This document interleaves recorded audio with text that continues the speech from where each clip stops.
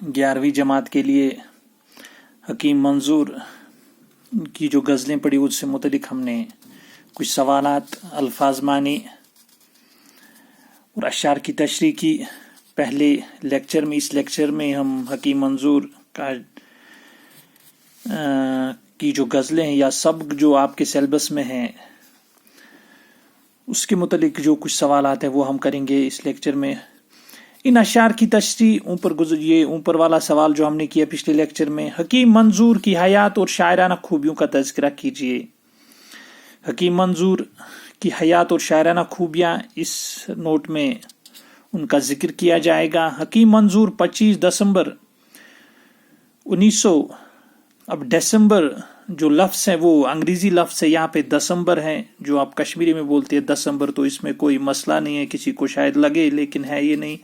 ये उर्दू में भी दिसंबर ही बोलते हैं और अंग्रेज़ी वाले दिसंबर बोलते हैं और वहाँ स्पेलिंग भी वैसी है दिसंबर। तो आप उर्दू में जब बोलेंगे तो वहाँ दिसंबर ही बोलेंगे। अब अगर किसी को मुश्किल हो रहा है वो दिसंबर बोले, लेकिन स्पेलिंग जो इमला जो है वो दिसंबर की लिखनी है।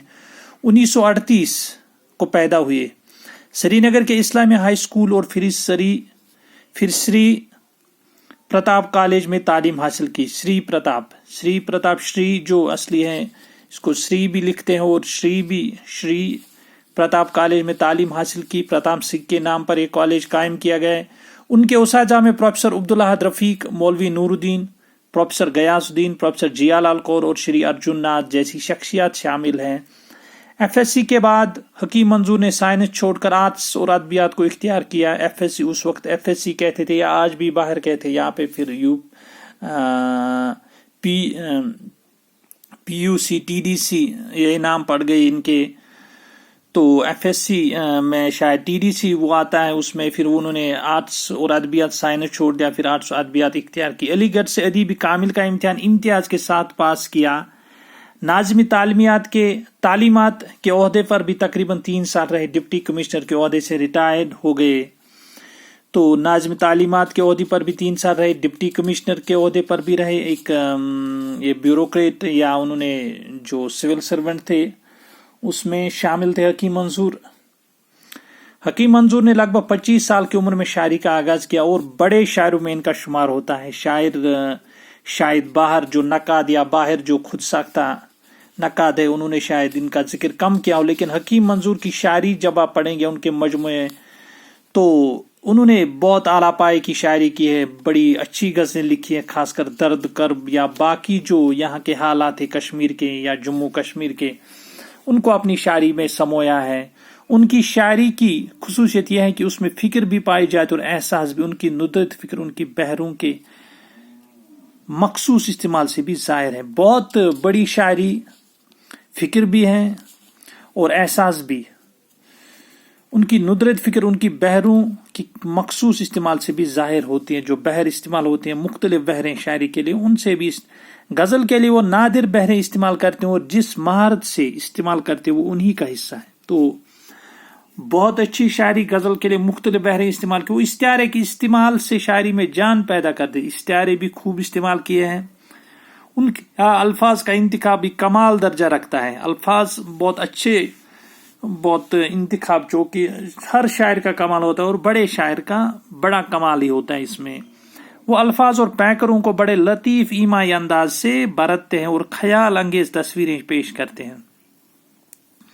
अल्फाज और पैकरों को बड़े लतीफ़ ईमाई अंदाज से बरतते हैं और ख्याल अंगेज तस्वीरें पेश करते हैं। उन्होंने अपनी शायरी में अपने गिरद पेश के मुशाहदात और इनसे हासिल होने वाले नताइज को खूबसूरत अंदाज में पेश किया। अपने गिरद पेश के हालात और मुशाहदात जो समाजी हालात थे या बाकी उनसे मुतासर हुए थे, तो उसी का अक्स उनकी शायरी में दाखिलियत बन के जो दाखिली उन्होंने महसूस किया, महसूसात की सूरत में अपनी शायरी में पेश की। हकीम मंजूर रियासती और कौमी सतह पर खासे जाने पहचाने शायरों और अदीबों में शुमार होते हैं। नज्म और गज़ल के अलावा उन्होंने रुबाई, दोहे, तरबीनी, टप्पे, माहिए, हाइकू वगैरह, ये गैन से वगैरह होने या प्रिंटिंग की गलतियां वगैरह में भी तब्बा आजमाई की है। तनकीदी और तारीखी मज़ामीन भी लिखे हैं जो मुल्क के मशहूर मकबूल जराइद में छप चुके हैं। वो हफ्तावार अखबार खबर नज़र के मदीर आला भी थे। कश्मीर مغربی بنگال، اتر پردیش، بہار اردو اکادمیوں سے بعض کتابوں پر انعامات بھی حاصل کیے ہیں۔ تو انہوں نے ربائی نظم، غزل کے علاوہ ربائی، دوہی، ٹپے، مائی، ہائیکو جو جاپانی صنف ہے، یا باقی جو کچھ اصناف انہوں نے تب آزمائی کی ہے، اور کچھ تنقیدی اور تاریخی مضامین بھی لکھے ہیں، ملک کے مختلف جرائد میں چھپ چکے ہیں۔ وہ مدیر اعلیٰ بھی تھے۔